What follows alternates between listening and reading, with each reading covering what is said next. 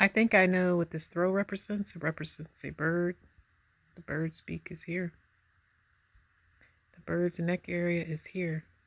As you can see, the person that threw a rock and hit their hand is turned in the opposite direction that they were in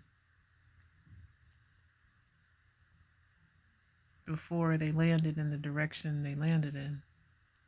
And so what this throw means is that sometimes people throw rocks and hide their hands so they don't have to be held accountable.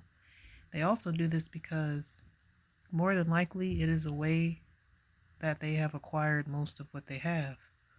And so, yeah.